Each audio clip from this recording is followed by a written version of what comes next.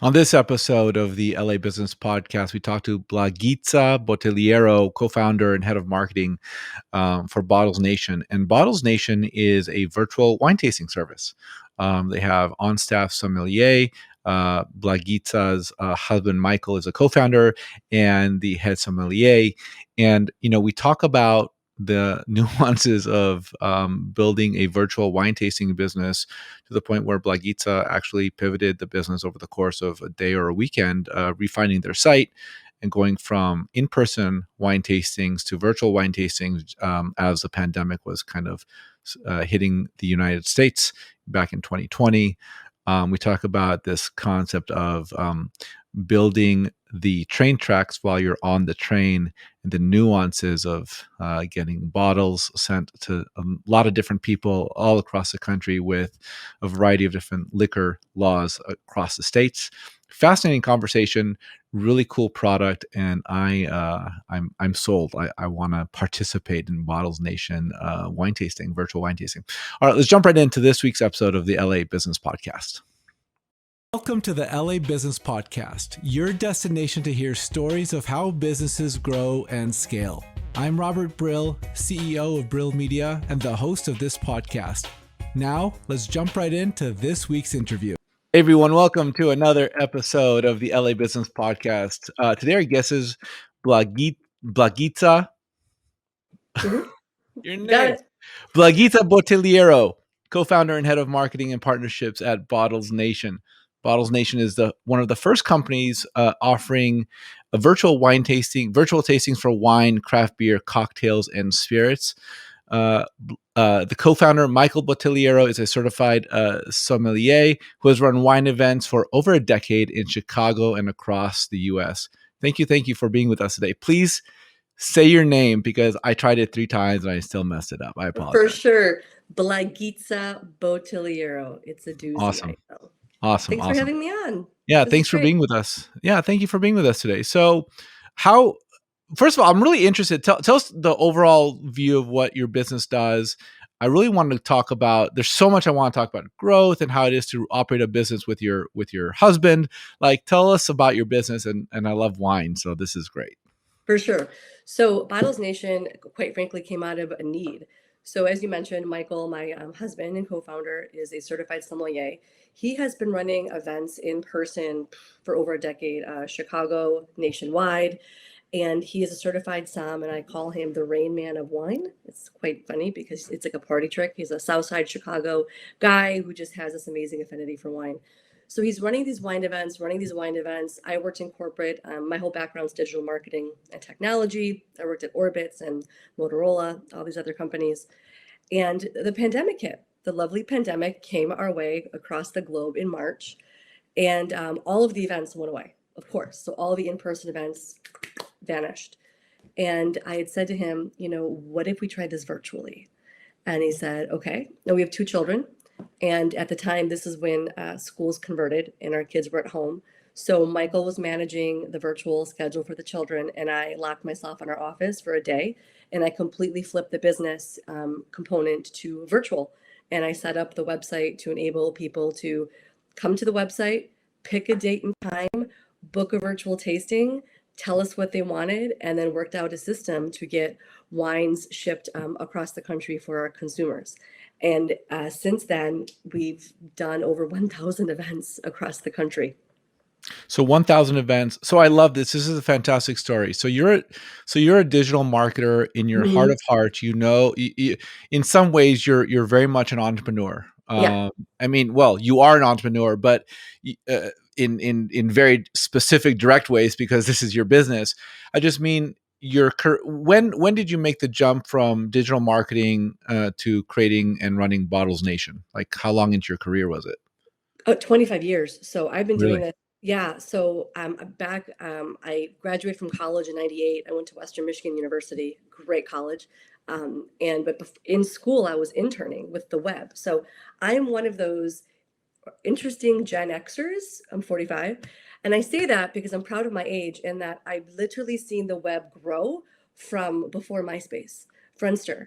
So when I was at Orbitz, I was running ads on the internet. But my first job out of college, I've learned how to build websites. I was driving out to Des Moines, Iowa, actually Newton, Iowa, twice a month to help Maytag literally get online. So I have a really deep history of how the web was built, from Google ads to search engines to all the social networks and how they came to be. I remember being one of the first people in the travel industry to purchase keywords on TripAdvisor back in the day. And I also remember getting to an argument with some senior leaders of mine who argued that LinkedIn may not be something that continues long term, because why would you want your resume on a website? So I took Crazy. all of it, right? I mean, who would have thought? They're not Nostradamus. But I took all of that experience with the web things I learned. And what it taught me was, if there's a problem, Robert, I can solve it in this box. Legit. And legit. And that's how I came up. And I mentioned Gen X with love because I always continue learning. And it's one of those things where if it's in a box, if it's on a website, and all these sites like Udacity and all these learning tools, I didn't have that back in the day. We had nothing. It was literally trial by error. So I'm fortunate to have taken that experience, all that knowledge, and I was able to quickly pivot the company and do it virtually. And obviously, it wasn't perfect at first, but it worked. And we've mastered our systems ever since then. We've added other services besides wine, craft beer, spirits, cocktails, and mocktails, and also grown our sommelier team in terms of cross country experts from different walks of life. And I'm proud to say that at the height of the pandemic, we were a main source of income for many of our team members, because it was consistent. It was gangbusters, especially during Q4, and we've learned a lot. And I'm thankful to have taken kind of that .com nerdery, if you will, and apply it to the family business. I mean, it really is. I mean, people who understand digital marketing, it's really about being a creator. Yes. Because like you said, I can do everything within the box that I Hmm. have in front of me right now, and the keyboard and the mouse, or the tap pad. And it's like, I spend a fair bit of time on Reddit, and there's a lot in the small business forum, subreddits, and people are saying, "Hey, I have an opportunity to work in digital marketing. Should I do it as a lucrative career?" And what's interesting to me, and I know we're diverting off the topic, but That's what's okay. interesting to me is that, like, it really sets you up. If you understand digital marketing, you really have a power to create and to help business. And marketing ends up being a very consultative practice, because you end up touching almost every part of the business, and the knowledge you get from digital marketing and Hmm. advertising, number one, helps inform the larger scope of the business, and Oh, yeah. number two, as an individual, there's so many people that I know. If you're in sales, there's so many opportunities to go into different types of sales fields because you understand digital marketing. If you Yes. know marketing automation, there's so many things you can do for yourself. And I've heard so many friends want to do exactly what you did, which is, I understand how to create stuff for the largest brands in the world. Now let me take my knowledge and do something for myself. It puts you at such an advantage over the entrepreneurs who are like, I don't know what to do. I need to outsource everything. I don't even understand it. Like, you have such a leg up, right? Yes, but I also play tough love with friends and previous colleagues because it's also sweat equity. It really, really is. Yes, I've done this for a long time, but typically my setup is like NASA in my house. I have my main monitor, I have a backup monitor, I have an iPad with different conversations, and I'm keeping track of all the new technologies that comes up. Is it exhausting? Yes, I'm also a mother. I'm also a wife. So, but that to me is like building a house. I've taken a trade that I've loved and I keep building onto it. But to people who may not have that skill set, you can still catch up. But what I tell people who want to get into it, as you say, you might not be able to binge watch a show on Netflix. You might not be able to spend a whole weekend watching a reality show, which I still love to do. You have to Mhm. choose to cherry pick that time and be a practitioner, Yeah. do the work. And to your point too, you can outsource it. Cool. If you have a nephew or niece or cousin or someone who can intern and take over for you, great. But if you don't know the applications as to what Yeah. they're doing for you, and especially when it comes to ads on Facebook and Instagram, it's not that difficult. And you can actually be a surgeon and cherry pick how you want to advertise and make all the creative. It could be incredibly fun, but you have to have the ability to sit down. I call it my coffee tea headphone time. Mhm. put on your headphones, whatever your libation is, coffee, tea, wine, or whiskey, and just sit for a weekend in your slippers and figure it out. And I mean, we've never been in such a time where anything can be Googled or YouTube to sort it out. And when I converted Bottles Nation to virtual, I didn't know it completely as to what tool to use. I'm like, okay, how do I've got Right. this. The website is built on the Squarespace platform. Okay. So I was figuring out ways to enable a scheduler component. So I found a scheduler component, worked that out, worked in a payment system. So I still had to find my other pieces of the house, and that took me time to research. One thing I wanted to mention, because this is a website about business and entrepreneurship, I was consulting at the time, and Bottles Nation was actually a client of my consultancy called Zlato, and I needed to take a small PPP loan, which we did. We took a very slight PPP loan to get us through because I also was losing clients and also losing business on the consulting side. So we applied for a very small PPP loan, was able to obtain it, and that was our cushion in a way to help convert the business to go into virtual. It gave me the time of, okay, this is covering us for a bit in terms of what the business was bringing in. Let me see what I can do with virtual. And that's how we were able to use that time efficiently to convert the business. What I really like about your website, and your website, bottlesnation.com, what I really like about it, it is so clean. Like, it's very clear what you want me to do. I mean, when we work with independent businesses, one of the foundational challenges that they have is they want to say everything on their website. Like, Mm-hmm. but you don't need everything. I need, like, you have two buttons: book a tasting, explore tastings. Like, it's so clear what is about to happen here, and it makes it easy for people to convert. And I'm sure there's no one component to your success. I'm sure it's an amalgamation of a lot of different things. So okay, so let's talk about this, right? So um, Just to note, that's the third version of the website. legit, and there'll But be like 10 but more, of yeah, course. but to your point, when we first launched, because we were one of the very few, and we've a lot of folks are doing it now, which is fantastic. There's complete room for more people doing virtual things. We think the virtual aspect of things will continue, but we're also preparing to also go in person to go back to that piece and have both parts of the business.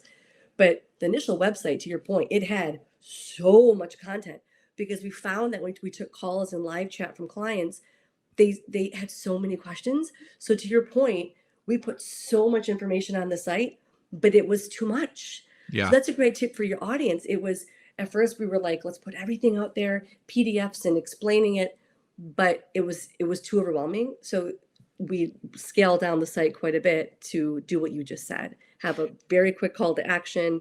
It explains what we do, bam, bam, boom. But folks can still chat, call, or email us to follow up. So we're pretty real time with getting back to people who ask questions. So so basically you had your consulting firm, and you still have Mm-hmm. your consulting firm, Zlato.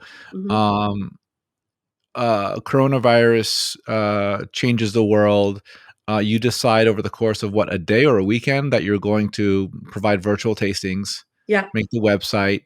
Okay, when was this? March, April of 2020? Yep, March, we decided to give it a go. And April is when we first started to get bookings. And going back to digital marketing, I started running Google ads. I did search engine marketing for quite some time. I ran ads at Google.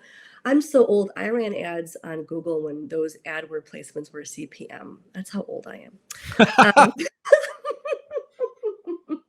but but nobody else was doing it. So if everyone knows what a CPC is, the cost per click was quite low, and I took advantage of it. We took advantage of it, and we couldn't. I mean, we could not control the phone ringing. And to add another complication of life into the wrench, we moved last July. So we moved across. We're based just outside Detroit. We moved across the state in July at the height of bookings. Yeah. It was unbelievable. We were moving with children, literally stopping off on the side of the road to take phone calls. This is nobody was on the team yet in terms of sommeliers running the events. Michael was running all the events. He was doing 60, 70 events a month. Yeah. We were finding Wi-Fi connections. We were plugging DSL into as many places as we could find to keep up with these events. And then we started to, bring in a lot of Michael's network sommeliers and mixologists to run events for us. And that started, I would say, late summer, early fall. Hmm. And that prepared us for the holiday of Hmm. Q4. And so many people having holiday parties, end of year parties, to prepare us for accordingly.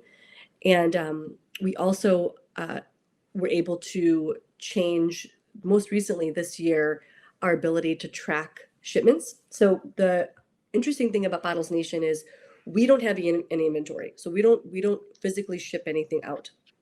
We work with partners to order all of our goods for all of our clients. We have some really strong relationships with different partners across the country. But what we do is we offer soup to nuts tracking. So when all of the bottles and all of the shipments were going out last year, we were manually tracking all of them manually because we weren't physically doing the shipping. It was tricky to get a script, the code built to enable us to have things automated. But this year we were able to change our process and make it more efficient. And now when goods are shipped for our clients, they can track in real time where things are. So that was a game changer for us because we spent so much time tracking goods and services across the country. We did everything that we could do to not get on the truck and deliver it. Then throw in the complication of inventory. Because we don't have a warehouse and we don't ship things out, our partners would ship things out on our behalf. And there were situations where one of our partners did a massive, massive computer system update last Labor Day weekend, and thousands and thousands of bottles of wine were just lost in the system of inventory. They were there, but they weren't being shipped out. So we dealt with that situation from a procedural standpoint, but we got through it. And our clients who were, so empathetic, also many of them were repeat clients of ours, understood. We, Robert, started getting on the phone and we would make local deliveries. Michael must have called hundreds of beer and wine shops across the country in September and October to arrange local delivery for our clients to get their goods at their local bottle shop. Wow. That's how far we took it because customer service to us is so important. And those are some little, insights in terms of what we've done to kind of iterate our customer service, inventory tracking, and offering when it comes to products and services. So your clients are big corporations. I mean, I'm seeing Google, Salesforce, US Yeah, Bank, and private. And Amazon. we do anniversaries, we do birthday parties, bachelorette parties, a lot of get-togethers across the country from friends who can't get together because of COVID, but many corporations as well. And we know that we're actually excited that people are going back to work. We're excited for that hybrid model, and we're still offering virtual. And we're seeing this shift with our clients where they're trying to figure out the comfort level of their staff, who's coming to work, who's staying home. At the same time, we are preparing for in-person events again, especially in cities like Chicago, Detroit, New York, LA. We're getting asked for more in-person events, which we want to do. What we're doing is just making sure that the process is as secure as possible for the host and also for the guests. And one thing to note is the whole Bottles Nation team is actually double vaccinated. That was important as well for our guests to know. So we are preparing to slowly get back in person again and have that interaction with our guests. Do you have options for, like I was thinking about doing something like this for our business, but some people on our team don't drink. Like, do you Yeah, we have do mocktails. how does We that send work? out mocktails. So depending on so one tip that we've learned through all these events is the events are 1 hour. And we Hmm. typically just do one libation for that hour. So only beer or only wine. If you mix both drinks during the hour, you miss some questions or people want to get back to this one. But for every single event we do, if it's wine, craft beer, or mixology, we always offer a mocktail option and send a mocktail option out to the guest so they can make their own mocktail it comes with the ingredients and they can still participate in the event. And when it comes to wine, there's obviously non-alcoholic wines we can send as well. But Wait, there are non-alcoholic wines? there's non-alcoholic types of options that are like wine, like Oh, it's, if it's sparkling juice or what have you, but we try to find better ones for our clients. oh, Our mantra is even before COVID, we celebrate all things in a bottle, hmm, regardless of what nice. it is. We really do feel that doesn't have to be alcohol, But if we can just get together more as people and talk it out, share a bottle with a neighbor, coworker, someone who you may not agree with, about everything, just get together and celebrate things in the bottle. And hopefully that'll bring us closer together, especially in these times that we're in. I like that. We need more of that. More people Yeah. getting together Yeah. rather than being divided. Yes. Um, I'm looking at some of the places where you've been featured. I see you've been linked back to Business Insider, Mhm. the Spruce Seats, and I'm noticing on your LinkedIn you worked at Edelman, one of the largest PR agencies in the world. Yep. Um, Orbitz, Target, Motorola, as you mentioned, Google, Motorola. Hmm. I guess my question is like for business owners who want to, who are looking to drum up PR and publicity for themselves, like how do you get featured on like Business Insider? Ah, I love this question. Okay, I have so many answers. But Okay. so Business Insider found us. Hmm. And they found us vis-a-vis searching for, they found us about virtual wine options. So they found us and actually, wait, did they find us or did I reach out to them? Because I did notice that there was some articles about virtual wine events and what have you. And I do think Virtual Business Insider included us, but there's other publications that I saw. Well, they found us via just Google ads. They found us from our paid Google ads. But what I found from a PR standpoint, and kudos to Edelman teaching me these skill sets, most journalists and most writers want to talk to the source directly, the business owner, the founder. They want to be able to talk to you. So when you find articles and research articles about what you're doing, what the topic is, look at the writer of that piece. See if there's a Twitter handle. Follow up and say, I was reading a piece about XYZ that you did. By the way, I'd do something similarly. I'd love to be a source for you in the future. Hmm. Even if nothing transpires out of it in that moment, you'd be surprised as to how much outreach goes when it comes to looking at people writing about your topic and being a resource. Also, the way your website's designed in terms of SEO. So SEM is the paid piece, search engine marketing. Search engine optimization is essentially making sure that every page of your website is built like a mini website. And what people forget to do, I know WordPress and Squarespace enable this. When you go into the settings of every one of your web pages, you can change the search engine tags to make sure it's easier to be found. You can change the URL string to have that be longer based on what the topic is of your page. You can ensure that the keywords go back to the topic as well. And even resources like Help a Reporter Out. You can sign up for the Help a Reporter Out distribution email that gets sent every day. And there's always journalists and writers asking for resources and asking for people in subject matter experts about something. You might hear SME quite a bit, but a subject matter expert is someone who is so deep into their topic and they know something really well, whether it's working out or cooking or wine. And writers are always looking for people of that nature because they're always on deadline. They have a piece or a topic and they need to get something out the door. That's incredibly helpful. It wouldn't hurt to have an intern or someone on the team that does nothing but scour the web, Twitter, Facebook, to see who writes about your topic. And lastly, I know that there are pretty active PR groups that exist that are very protected spaces in that it's a thousands of PR professionals are in it, and writers are always posting about, I'm doing a piece on this on the Today Show, or doing this for the Wall Street Journal, looking for an expert in why. And those are really great spaces to also find leads. And lastly, local.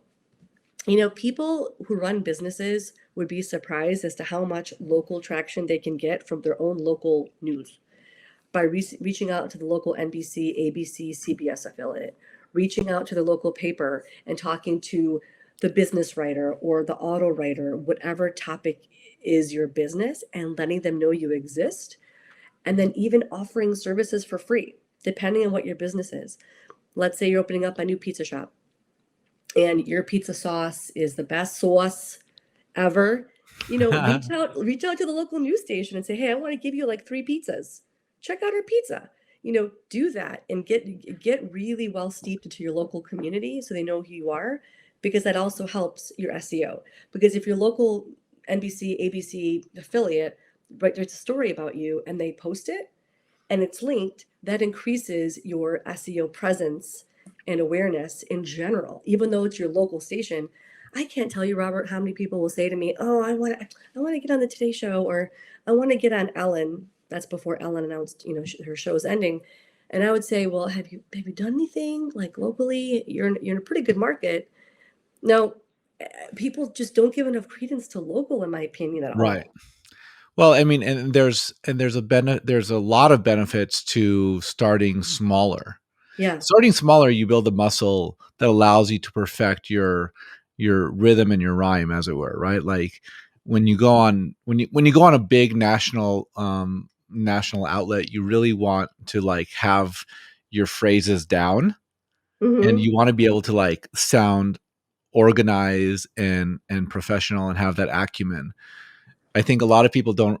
To your point, it's just the benefit of practice of Yes. going to a local station and being on local news or writing something locally. I mean, that's what I love about this podcast. I just get to like, for me, it's practice. It's ongoing practice, and then I feel comfortable doing other things in other media where I feel comfortable because I've done this a bunch of times.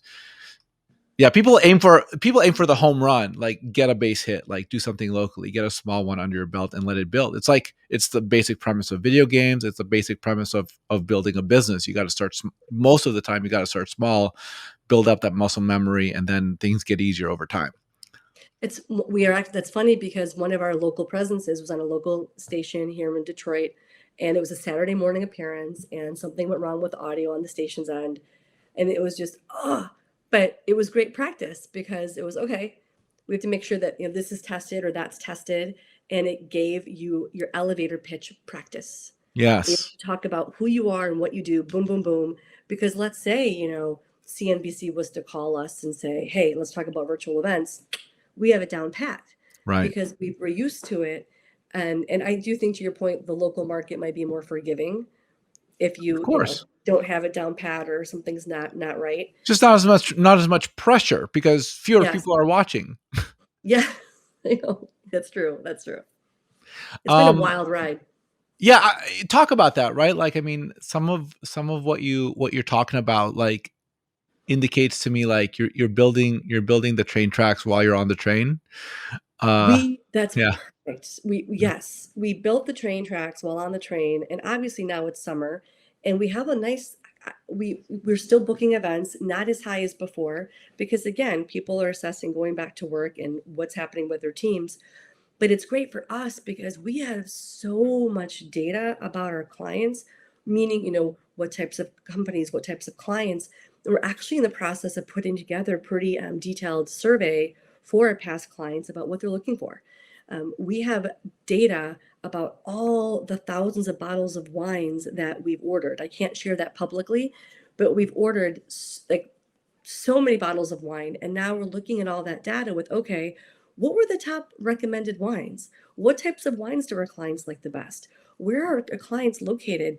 It's essentially taking now, if you will, another, I don't have to say it, but pivot and doing a deeper analysis of our clients, our companies, what they like, what they don't like, and looking at the data, assessing our big data, if you will, to see what's next.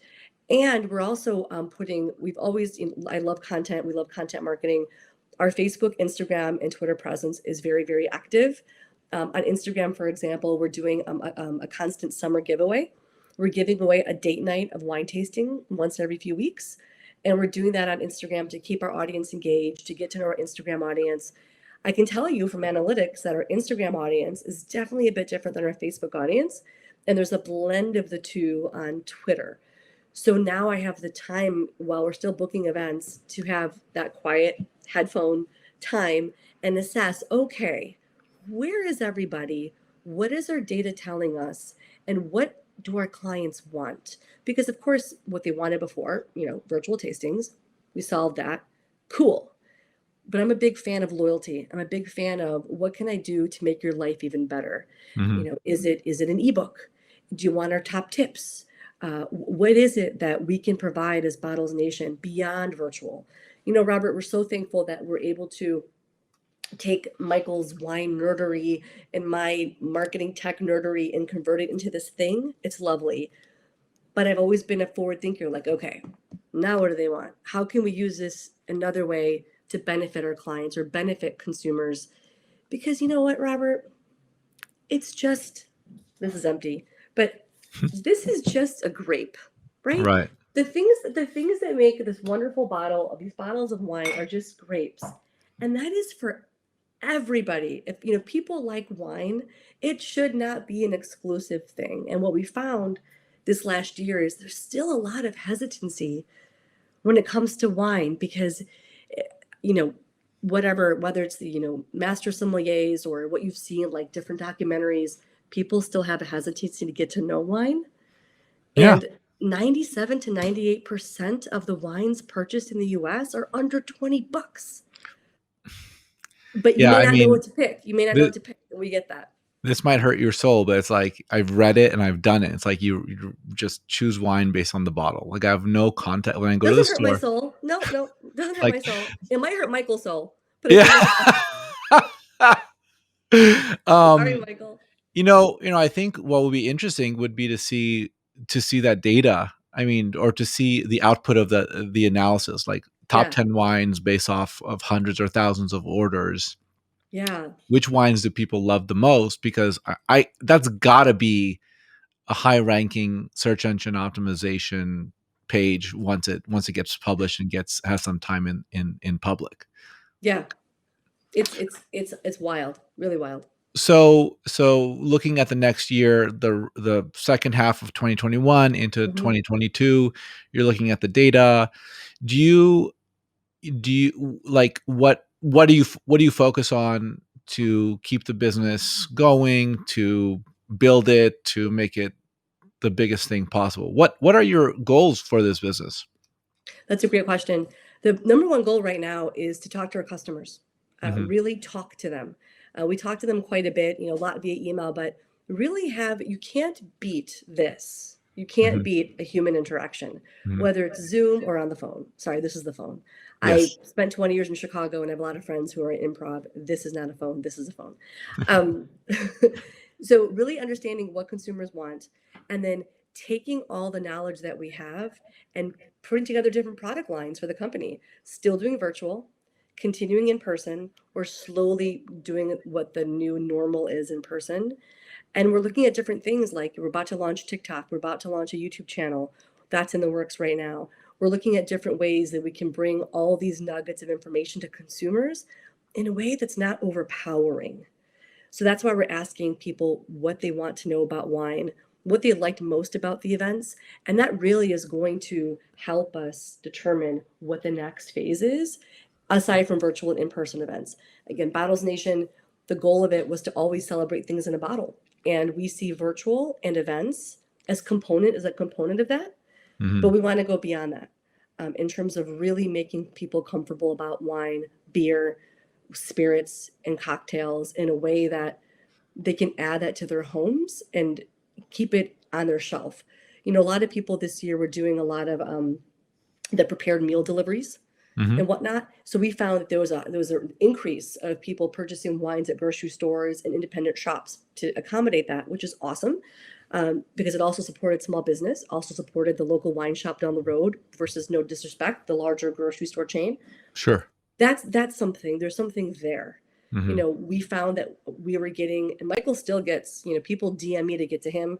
Michael gets all day DMs and text messages from people all day asking wine questions. And most of the time, Robert, they're in the store. Okay, like I need And this now. yes. And what that tells me as a practitioner is there are amazing, amazing wine apps out there, fantastic wine apps, recommendations. You can keep track using AI to recommend wines Mhm, based on machine learning. Awesome sauce, right? mhm. But that tells me, wait a second, this tells me that our guests or clients really like that human interaction. Yeah. So they'll, and Michael's like, yeah, sure. But people will text boss's birthday, girlfriend surprise, my budget's 25 bucks, anything. And I watch him and I'm like, you are Rain Man. but he enjoys it. And that's a way. And so there's something there too. Like, what Is he does on that mean? video? Does he Hmm? like get on video and No, it's make all it? text. It's I all get that text. I get now that it's text. Okay, I get it. So there's But no that's video that, presence of him. Like he's not on but that's the YouTube. idea. But that's the Yeah, so we're launching a YouTube channel. So we're launching a right. YouTube channel. We're launching TikTok. Now that again going back to we can breathe now with all right. Here's other layers of how we can take this knowledge out to the consumer base. So you don't have to book an event with us, Robert. We still want to help you understand wine and beer and not have it be so all encompassing. Get to know Bottles Nation that way. If you want to book an event, great. If not, let us help you buy a bottle of wine at the local wine shop. I love that. So, how can people tell us how people can find you and the business? So if you're interested to learn more, folks can go to www.bottlesnation.com. Our Insta and Twitter and Facebook handle are also Bottles Nation. We have a live chat feature on the site. You can chat us right there. And if you text us as well, the phone number's on the website. We also respond to you. We are a pseudo 24/7 company. And I say that because I used to help plan events at some point, and I was in that setting from a corporate perspective. So we know what it's like when you're planning an event, you need a quote and you need to Right. understand the ins and outs. But because again, we've been there, we understand, and customer service is definitely what we like to hang our hat on. But there's always room to do better when it comes to So client service. you will like I'm looking at your site like you can serve 150 participants or Oh yeah, more. we've Wow. done we've done 250 events, 250 people at one time. Wow. Yeah. And so you're sending wine or beer or a combination of both or whatever it is Yes. for 150 human beings. Holy cow. Yeah. Or So go 250. so go back to the before we had automated tracking. Mhm. Our most of our events, you get 4 full bottles of wine per person. Mhm. Okay. Wait, So wait, for wait, wait. Oh, one, I'm sorry. 4 full bottles per human? yes, Sorry, sir. it's like Yeah. really? Per device. Four. Yepers. So imagine having 100 people. That's a ton of booze. That's why we're going. That's why last fall was a blur. Wait, so if I order for 5 people, I'm getting 20 bottles of wine? Well, it depends if you depends on if you're together. If you're together, we can work with you on how many cases, how many 4 packs you need. But most of our events, people were across the country, but everybody got their own 4 pack. Yeah. Yeah, if you want a 3 pack, we can do a 3 pack or a 2 pack. But our 4 pack, people love because you get red, white, and sparkling, and you Yeah. get old world and new world. So you get a great cross section. And also the thing about our tastings too for wine, we focus on the grape. Mhm. So, depending on where you live in the country, you're in California, your friend could be in New York. Depending on inventory at the time, you might get a certain bottle of New Zealand Sauvignon Blanc, but your friend might get another. It doesn't matter because we focus on the theme of the grape itself, how Mm. New Zealand Sauvignon Blanc is grown, the notes, the taste, the bottling process. So that way, if people happen to have different bottles because of where they live, it's okay. We focus on the grape. That's the heart and soul. That's right. That Right? right there is It's the so grape. intriguing. It's the grape. And but I'll tell you, my friend, it's been a mind flip because a lot of people would call us and say, I got this bottle. My friend got that one. And we'll say, Yep, but no worries. And lo and behold, the tasting comes along and our amazing I had to get our sommeliers. I am not a sommelier. I know enough if you and I have dinner, you give me a menu, I could be dangerous and I can pick the good one, but I'm not a sommelier. And we have men, women, it's diverse. I love them. They are the true experts. An event will finish and we'll get clients coming to us and saying, I had no idea. This grape is great. Because most in our classic pack, most, if not all, of the wines in that pack, you can get yourself at the store for like maybe $12, $13, no more than 15 a bottle. So it's still affordable for you to get that at your local store after you tasted it during a tasting. And time again, clients tell us that the wines they tasted with one of our events, they end up buying it for like their everyday drinking wine. And the other thing is, Michael will be the first to tell you, most of the stuff we drink is probably 20 bucks and under. There's so many great wines for great prices that people just don't know because I call it the wall of wine. Michael will give me a list, no joke. He'll give me a list, blank piece of paper. He'll say, I can you when you run errands, give me these 7 bottles. Okay, sure. And I get to the grocery store because I know they're there. but it's just a wall of wine. Legit. Oh my gosh. And then some stores, they might categorize it by country, maybe. Other stores categorize it by grape Right. and it's or color, and it's all disparate based on the retailer. Hey, kudos to their system. But for someone who's kind of still a novice, even I get overwhelmed. So it Yeah. makes me wonder, oh, our clients, our guests, even they get overwhelmed with the wall of wine. Oh yeah. So yeah, I have my own experiences here of not finding the right wine. But let me ask you a question, right? So Sure. the smallest number of participants is 1 to 2 participants. Yep. Yep. So that's like for a household, basically. And so for 1 to 2 participants, Hmm. how many bottles of wine am I getting You could four. for? You could still get four. Yep. Yep. Nice. Yep. Well, that's exciting. I Yeah. am gonna participate. And so And let's someone so when we buy this, like, we get on a Zoom and someone is mhm. telling us about the wine and we get to taste it all together? Yes. So we ship it to the location. We work with a partner, ship it to you. Definitely check out. You're in California, you're fine.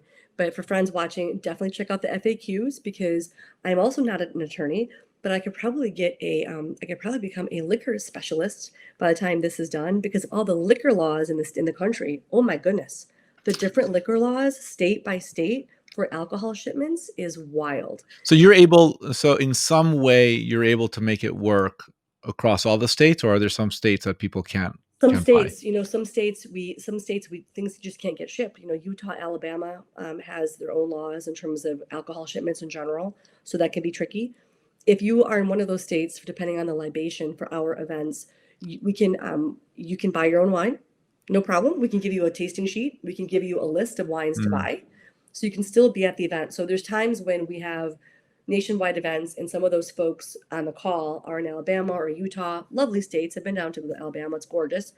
But we tell them, here's the wines we're drinking that night. Go buy them locally, or they that's a might get shame. a gift card. It's a shame. Or they might, and then we've actually, gone so far as we've tried to actually call retailers in those states and buy the liquor over the phone, but we can't do that. Depending on some stores, they might let us purchase the wine and the guest can just pick it up. Mhm, We've looked at courier services, delivery services, and the key there is because we are independent, mhm, meaning we don't work for a winery, we don't work for a distributor. All of our mhm, picks are completely independent. There are mhm, some companies that will send you a set list of wines based on their relationships with mhm, wineries or what have you. Nothing wrong with that, but we like to be pretty limitless with mhm, what wines and beers and stuff that we choose for our clients. And we found that that type of customization really helps because people do like our classic pack, but we have different levels of wine. We're actually mhm, working on a champagne tasting on Friday. They mm. wanted all champagne, not a problem. So we're picking out champagnes and getting those sent to all the guests as well. Oof. What's the lead time that you normally need, ideally? 10 full business days. Great question. So Mhm, for wine and beer, we typically need the addresses and payment for all the goods 10 full business days in advance. And uh-huh, for cocktails, 15 business days. mhm, Because, again, the beauty of working with us is we've gone through the gamut with inventory delivery. Oh my goodness gracious, when it was cold and when it's extremely hot, the weather and how it can affect mhm, the shipments as well. mm, It gives buffer of time to ensure delivery. And we love our guests, but many times guests won't be home to get their delivery right, after 3 tries. FedEx will, because you have to be 21. You have to be 21 to get your goods. So we right, find that 10 full business days upon getting the payment and all the addresses. So we actually send you a customized template for your mhm. addresses. You insert those, and then once the cutoff is there, we order accordingly. And as soon as things leave the station, we send you tracking for every single person on your list. So you know exactly where the things are. That's And crazy then logistics. it is. It's wild and we're a small team, but we made it work.